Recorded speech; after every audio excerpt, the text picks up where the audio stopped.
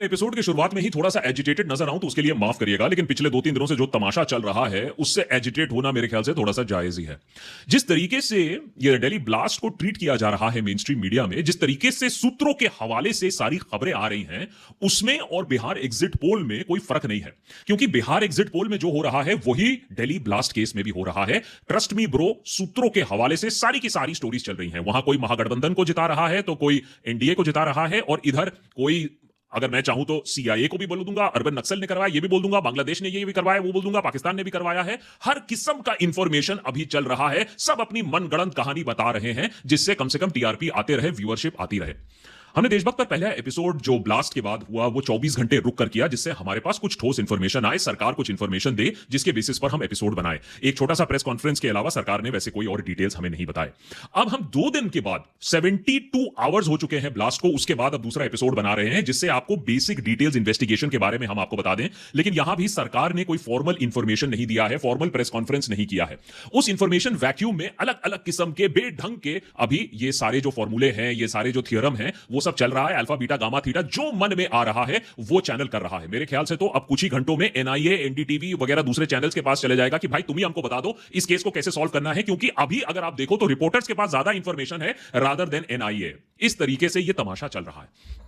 अब आप बोल सकते हो कि भाई सरकार क्यों इंफॉर्मेशन दे, सरकार क्यों प्रेस कॉन्फ्रेंस करे, सेंसिटिव इंफॉर्मेशन जो है वो बाहर आ जाएगी और लोग और भाग जाएंगे, जैसे डॉक्टर नाभी भाग गए थे। बिल्कुल सही बात है, लेकिन फिर एक बात बताइए कि पिछले 2-3 दिनों से ये जो इंफॉर्मेशन आ रही है, कितनी गाड़ियां हैं, क्या एक्सप्लोजिव है, क्या क्या कौन कौन लोग हैं, उन्होंने क्या क्या किया था, इंफॉर्मेशन जो रिकवर हुआ था, ये सारी इंफॉर्मेशन आ कहां से रही है? या तो बहुत जबरदस्त लीक है हमारे सिक्योरिटी अपैरेटस में, या फिर लोग मनगढ़ंत कहानी बनाकर मीडिया चैनल पर चला रहे हैं। दोनों ही केसेस में ये नेशनल सिक्योरिटी का मामला है। या तो लीक हो रहा है या तो लोग अपने मन से कहानी बना रहे हैं। अब अपने मन से कहानी बनाने में प्रॉब्लम क्या है आप पूछोगे, तो ये देखिए प्रॉब्लम। सोचिए government of Turkey has to intervene कि हमारे मीडिया में जो खबरें चल रही हैं, जहां एक भाई साहब तो जाकर, या तो एक या 2 चैनल जाकर तो सीधा बोल दिया कि तुर्की ने ये सारा करवाया है, वो इक्विप और ट्रेनिंग में इन्वॉल्व है इन टेररिस्ट्स के।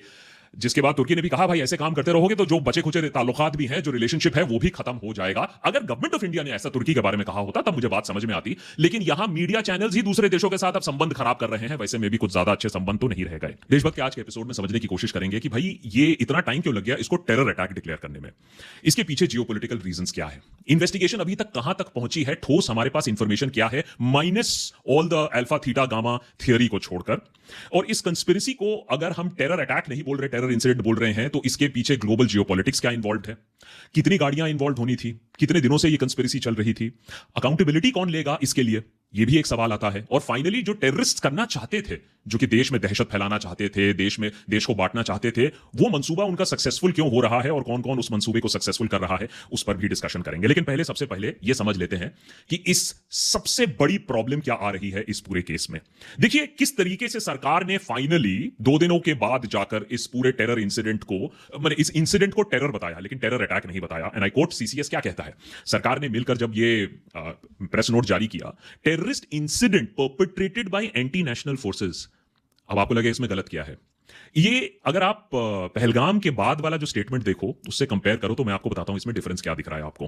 पहले तो टेरर इंसिडेंट बोला गया है, टेरर अटैक नहीं बोला गया, कार एक्सप्लोजन बोला गया है, कार बॉम्ब ब्लास्ट नहीं बोला गया, कोई मेंशन ऑफ नेबरिंग कंट्री नहीं दिया गया है। इसके पीछे वजह यह है कि हमने अपने आप को ही एक कॉर्नर में पेंट कर दिया था, बोला था अगली बार अटैक होगा तो फिर ऑपरेशन सिंदूर चालू हो जाएगा, हम घर में घुस के मारेंगे। लेकिन अब जिस तरीके से चाइना का व्यवहार है, जिस तरीके से अमेरिका का व्यवहार है, जिस तरीके से एक ट्रेड डील के बहुत पास आने की हम कोशिश कर रहे हैं, और अगर अब हमने युद्ध छेड़ दिया तो फिर से वो ट्रेड डील धरा का धरा रह जाएगा। ऐसा नहीं है कि हमारे फोर्सेस जवाब नहीं दे सकते अगर जरूरत पड़े, लेकिन कहीं ना कहीं पॉलिटिकल ये जो हमने मसल फ्लेक्सिंग की थी उसकी वजह से अब हम ही एक कॉर्नर में पेंट हो गए हैं। क्योंकि अगर हम इसको टेरर अटैक बोलते हैं, अगर हम इसको पाकिस्तान को ब्लेम करते हैं, तो फिर अगर ऑपरेशन सिंदूर फिर से शुरू हो जाता है तो इसका एक इकोनॉमिक कॉस्ट भी आएगा। मैं बस इसको कंपेयर कर रहा हूं पहलगाम के बाद। देखिए पहलगाम के अगले दिन सीसीएस मीट करती है और अगले दिन हमने बोल दिया था ये एक टेरर अटैक है और हमने पाकिस्तान को सीधे सीधे ब्लेम कर दिया था। तो देखिए कितना डिफरेंस है इन दोनों के बीच में। चलिए ये तो जियोपॉलिटिकल रीजन है, मान लेते हैं सरकार के भी हाथ बंधे हुए हैं, ऐसी ही पॉलिटिक्स बन चुकी है, पाकिस्तान ने ऐसी चापलूसी करके रखी है, हमारी सिचुएशन काफी टाइट है, अमेरिका और चाइना वैसे में भी दोस्त बन रहे हैं, अभी हम मसल फ्लेक्सिंग नहीं कर सकते। लेकिन जो दूसरी चीज बन रही है, और आप इसको सॉफ्टली नोटिस करोगे मीडिया में जिस तरीके से ट्वीट्स और बयान आ रहे हैं, कि इस टेरर इंसिडेंट को एक सक्सेसफुल ऑपरेशन बताने की कोशिश हो रही है, कि कैसे एक बड़ा और ऑपरेशन हो सकता था, ज्यादा लोग मर सकते थे, तो कम लोग मरे, सिर्फ 13 मरे, तो ये एक सक्सेस है। इससे और दुखित बात कुछ हो नहीं सकती है, क्योंकि वो 13 लोग जो मारे गए, जो लोग अपाहिज हो गए, उनको ये ऑपरेशन सक्सेस तो नहीं लगेगा। हाँ, बिल्कुल सही बात है कि और ज्यादा दुर्घटना हो सकती थी, maybe we got lucky, लेकिन क्या हम ये बोल सकते हैं कि ये एक सक्सेसफुल ऑपरेशन था जिसके वजह से बस 13 ही मरे हैं, शहर में एक इतना बड़ा विस्फोट हुआ है? अब ये समझने की जरूरत है सक्सेस कहां मिली है, लेकिन ये पूरा सक्सेस भी हम इसे नहीं कह सकते, इसमें बहुत एलिमेंट ऑफ लक भी था। वो क्यों था मैं आपको अभी समझाता हूं।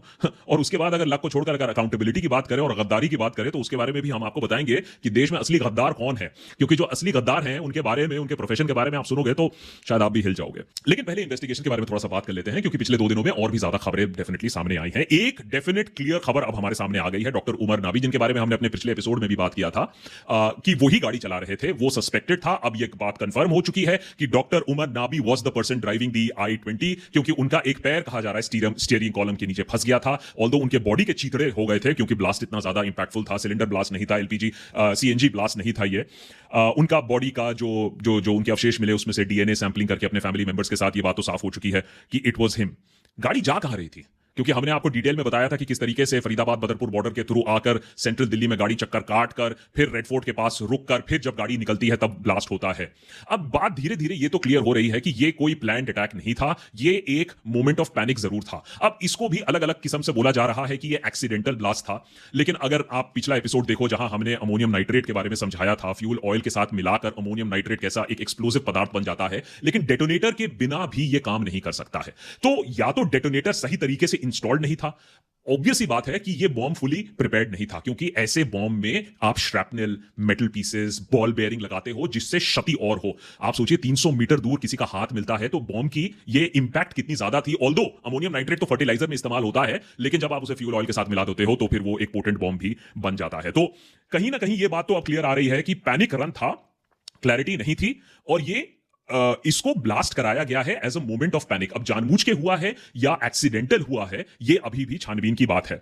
लेकिन डॉक्टर उमर नाबी एक बहुत ही इंटरेस्टिंग कैरेक्टर निकल रहे हैं। कितने रेडिकलाइज थे ये बात अब सामने आ रही है, क्योंकि जब दूसरे सस्पेक्ट से छानबीन हुई है, सूत्र तो यही बताते हैं। अब वही है कि गवर्नमेंट ऑफिशियली आकर ये बात बताए तो अच्छी बात हो, लेकिन वो बार बार अपने दोस्तों से यही कहते थे कि वो मल्टीपल टेरर अटैक्स करना चाहते हैं। और अगर आप गवर्नमेंट की बात मानो, अगर इन सोर्सेस की बात मानो, तो 2 साल से अक्यूमुलेशन ऑफ अमोनियम नाइट्रेट चल रहा था। तो ये असला जो है, जो हथियार बनना था, वो 2 सालों से चल रहा था। मल्टीपल गाड़ी एक्वायर करने की भी बात है, कुछ लोग कह रहे हैं 5-10 गाड़ी भी हो सकती है। अभी एक और गाड़ी की बात भी हो रही है, रेड इको स्पोर्ट तो मिल ही गया, उसके बाद अल-फलाह यूनिवर्सिटी में एक और गाड़ी मिलने की भी बात हो रही है। तो ये स्कोप जो है, ये दिन ब दिन ये स्कोप और बढ़ रहा है। बस यही आशा है कि इन्वेस्टिगेटिंग एजेंसीज जब बात आए, ये कोर्ट में आए, इसको साबित करने की बात हो, तो पूरा rock solid full proof evidence के साथ वो कोर्ट के सामने आए। अब बॉम्ब के साथ होना क्या था? अब यहां शुरू होती है स्पेकुलेशन, क्योंकि ये आप जिससे पूछोगे, जैसे एग्जिट पोल में होता है वैसे ही जिससे पूछोगे अपनी अपनी थियरी यहां लगा रहे हैं। सरकार ने ऑफिशियली ये नहीं बताया है, लेकिन 26 जनवरी एक चीज बोली जा रही है, और इसका लॉजिक ये है कि आप रेड फोर्ट का मुआयना कर रहे हो, 26 जनवरी के पहले आप यहां ब्लास्ट करना चाहते थे। दी ओनली प्रॉब्लम इज कि कोई भी वांट बी टेररिस्ट, चाहे वो जितना भी नौसिखिया हो, उसको मालूम होगा कि 26 जनवरी से पहले एकदम रॉक सॉलिड सिक्योरिटी होती है। तो क्या इतना बड़ा रिस्क वो 26 जनवरी से पहले लेना चाहते थे? क्योंकि कुछ का मानना है कि नहीं, 15 August was the original plan, और कुछ कह रहे हैं कि नहीं 6 दिसंबर। तो यहां अलग अलग थियरीज चल रही हैं कि कोई कह रहा है 6 दिसंबर, कोई कह रहा है अयोध्या, कोई कह रहा है कि नहीं 26 जनवरी वाज द एम। ऑनेस्टली इसका जवाब हमारे पास अभी नहीं है। इंटेरोगेशन से मैं आशा करता हूं कि बहुत जल्द इसका जवाब हमें मिल जाए, लेकिन प्री मैच्योर था, इतना सही है। 2611 स्टाइल अटैक करने की कोशिश है, इतना क्लियर है। मल्टीपल गाड़ीज के साथ मल्टीपल एक्सप्लोजन्स करने की एक चेष्टा थी, इतनी बात तो क्लियर है, इतनी तो चीजें सामने आ रही हैं। और जो दूसरी गाड़ी, जो फोर्ड इकोस्पोर्ट मिली थी, वो डॉक्टर उमर ने ही खरीदी थी फेक एड्रेस पर, तो क्लियरली उनके मंसूबे कैसे थे ये बात तो हमें समझ में आ ही रही है। अब आते हैं कॉन्स्पिरेटर्स पे, क्योंकि इस चीज को लेकर काफी इंटरेस्ट है कि अब पुलिस इन लोगों के खिलाफ, एनआईए इन लोगों के खिलाफ कितना ज्यादा सबूत इकट्ठा कर पाती है, क्योंकि ये चीज हमने पहले हमारे देश में ऐसे नहीं देखी है कि ऐसे एजुकेटेड डॉक्टर्स रेडिकलाइज हो जाएंगे और ऐसा एक टेरर अटैक करेंगे। ये हम मर्सनरीज फॉर हायर नहीं है, ये अनएजुकेटेड यूथ नहीं है, ये एजुकेटेड डॉक्टर्स हैं जो ये काम करने जा रहे थे और एक काम हो गया। ये ऐसा क्यों हुआ? तो इसके पीछे जो कंस्पिरेसी सामने आ रही है, डॉक्टर उमर नबी के बारे में तो हमने आपको पिछले एपिसोड में भी बताया, पुलवामा से थे, अल फलाह हॉस्पिटल में काम कर रहे थे, i20 कार वो ड्राइव कर रहे थे, वो काफी रेडिकल माने जा रहे हैं इन्वेस्टिगेशन के अकॉर्डिंग, और एक्सप्लोजिव्स की मूवमेंट में इनका बहुत बड़ा हाथ था। अब आते हैं डॉक्टर मुजम्मिल पर। ये पहले डॉक्टर थे जिन्हें पिकअप किया गया था, तो जो कड़ी खुलती है ये डॉक्टर मुजम्मिल से खुलती है। ये अल फलाह में ही थे, ये भी पुलवामा के कोली से ही आते हैं। 350 किलोग्राम जो अमोनियम नाइट्रेट मिला है इनके यहां से मिला है, वेपन्स मिला है, डेटोनेटर्स मिला है। डॉक्टर आदिल अहमद, ये इनको सहारनपुर से जो पिकअप किया गया, कंसीलिंग एंड ट्रांसपोर्टिंग का इन पर जिम्मा भी आता है, ये अकॉर्डिंग टू सोर्सेज ये बताया जा रहा है। और एक बहुत ही इंटरेस्टिंग जो अरेस्ट है वो है डॉक्टर शाहीन सईद का, जमातुल दावा का जो इंडियन विंग विमेंस ऑपरेशन है वो अपेरेंटली इनको दिया गया था। अगर ये बात सही निकलती है तो क्लियरली एक बात सामने आती है कि अभी भी जो टेरर के पांव है, जो टेंटिकल्स हैं, वो हमारे देश में फैलने की कोशिश कर रहे हैं, इस बार एजुकेटेड क्लास में फैलने की कोशिश कर रहे हैं। तो ऑब्वियसली सिक्योरिटी फोर्सेस को काफी और चौकस रहना पड़ेगा। अब बात आती है रेडिकलाइजेशन। ये जो डॉक्टर्स हैं, एजुकेटेड हैं, ये रेडिकलाइज कैसे हुए हैं, और यहां दो मौलवियों के नाम आते हैं। हुआ यूं कि 19 अक्टूबर को जब ये जैश के सपोर्ट में पोस्टर्स आते हैं श्रीनगर के आउटस्कर्ट्स में, तब वहां पुलिस छानबीन करती है। 3 लोग पकड़े जाते हैं, 3 लोगों की इंटरोगेशन होती है, और उससे नाम आता है मौलवी इरफान अहमद का। शोपिया में मौलवी हैं, मौलवी साहब से फिर जब इंटरोगेशन होती है अच्छे से, तब वो नाम उगलते हैं डॉक्टर मुजम्मिल खानी का, और तब से ये पहले जो डॉक्टर हैं ये पिकअप होते हैं, और दूसरे एक और मौलवी। तो क्या मौलवीज इंवॉल्व थे इसमें, इंडॉक्ट्रिनेशन में? ये एक बहुत बड़ा इन्वेस्टिगेशन का मामला होगा कि ये डॉक्टर्स इंडॉक्ट्रिनेट हुए कैसे, ये कहां गए थे, क्या ये तुर्की गए थे, क्या ये हैंडलर से मिले थे, क्या पाकिस्तान का कोई रोल है, या फिर ये होम ब्रेड टेरर है जिसके बारे में पी चिदंबरम ने भी बात किया, उसके बारे में भी हम बात करेंगे। और दूसरा जो सवाल है, अल फलाह यूनिवर्सिटी, अल फलाह हॉस्पिटल, ये यूनिवर्सिटी अपने आप में अभी एक शक के दायरे में आ गया है। अब यहां बहुत सारे इनोसेंट स्टूडेंट्स भी पढ़ते होंगे, लेकिन अब उनमें उनको भी इसका जो टेंट है वो झेलना पड़ेगा, और जो भी हार्डलाइनर है, आतंकी है, उसको ये सोचना पड़ेगा कि वो कैसे पूरे कौम को बदनाम कर देता है, पूरे यूनिवर्सिटी को बदनाम कर देता है। 50 से ज्यादा लोगों की अभी छानबीन हो रही है, इतने मल्टीपल लोगों को पिकअप कर लिया गया है, और पूरा अल फलाह यूनिवर्सिटी की जो फंडिंग है, सेंट्रल फंडिंग है, उस पर सवाल खड़ा हो गया है, जो फाउंडर है उस पर सवाल खड़ा हो गया है। तो अभी तो पूरा का पूरा यूनिवर्सिटी, और यूनिवर्सिटी में काम कर रहे, पढ़ रहे बहुत लोग अभी शक के दायरे में डेफिनेटली है, क्योंकि इतने सारे लोग इसी यूनिवर्सिटी से लिंक्ड थे। तो ये तो रही कुछ अपडेट्स की बात, लेकिन ये स्टोरी उससे ज्यादा बड़ी भी है, क्योंकि कुछ चीजें जो बहुत डिस्टर्बिंग हमें दिखने को मिली। एक की अकाउंटेबिलिटी कौन लेगा? ऐसा लग रहा है कि एक क्लियर अटेम्प्ट है कि भैया इसको टेरर अटैक ही ना करें, ये टेरर इंसिडेंट बनाकर छोड़ दें, एक फेल्ड अटेम्प्ट बनाकर छोड़ दें। फैक्ट तो यही है कि देश की राजधानी में इतना बड़ा एक ब्लास्ट हुआ है, 13 लोग मरे हैं, और जहां तक सोशल मीडिया आईटी सेल की अगर आप बात मानो तो अकाउंटेबिलिटी बनती है लिबरल्स की, अकाउंटेबिलिटी बनती है मुसलमानों की, अकाउंटेबिलिटी बनती है कांग्रेस पार्टी की, सरकार की कोई अकाउंटेबिलिटी बनती नहीं है। एक तो ये आयरोनी है और हिपोक्रेसी की सीमा है कि कोई ना कोई तो अकाउंटेबल होगा। अगर कोई और पार्टी होती विपक्ष में तो देखते हम किस तरीके से अकाउंटेबिलिटी मांगी जाती। दूसरा कि जिस तरीके से बोला जा रहा है कि भैया ये तो दहशत फैलाने की कोशिश कर रहे थे, ये आतंकवादी, और बिल्कुल सही बात है, लेकिन दहशत तो फैलाई जा रही है। अगर आप टीवी ऑन करके देखो जिस तरीके से दहशत फैलाई जा रही है, सरकार ने ऑफिशियल इंफॉर्मेशन नहीं दिया, सूत्रों के हवाले इंफॉर्मेशन चल रही है, और दबादब कम्युनल हेट चल रहा है। अगर हमने एक लेसन जो सीखना था पहलगाम के बाद कि देश को बंटवारा फिर से नहीं करवाना है, यही तो आतंकवादी चाहते हैं, वही काम हम फिर से कर रहे हैं, एक दूसरे को मार काट कर। इस समय हम यूनाइटेड नहीं खड़े हो पा रहे हैं। मेरी आपसे एक ही रिक्वेस्ट है कि बहुत सारे एनोनिमस हैंडल्स आपको दिखेंगे जो ये हेट फैला रहे हैं। चलिए नोन पॉलिटिशियंस, नोन स्पोक्सपर्सन तो ठीक है, लेकिन इन एनोनिमस हैंडल्स के पीछे मत जाइए। ये पाकिस्तानी हैंडल्स भी हो सकते हैं, हमारे देश को बांटने के लिए भी ये हैंडल्स हो सकते हैं। Please please be very careful of these handles. और जहां तक रही बात गद्दारी की, हमने रिसेंटली एक एपिसोड किया था, हम ये जानना चाहते थे ये देश के गद्दार होते कौन है, क्योंकि यहां तो कुछ और ही बोला जा रहा है इस ब्लास्ट के बाद।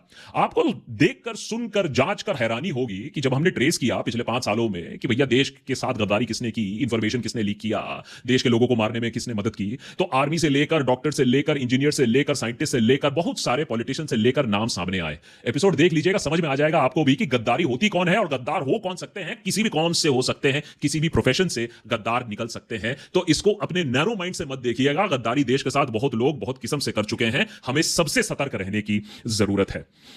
पी चिदंबरम ने एक डिस्टर्बिंग चीज तो कही, तो भाई एक तो होता है इंपोर्टेड टेरर, एक होता है ब्रेन वॉश टेरर, और एक होता है होममेड टेरर।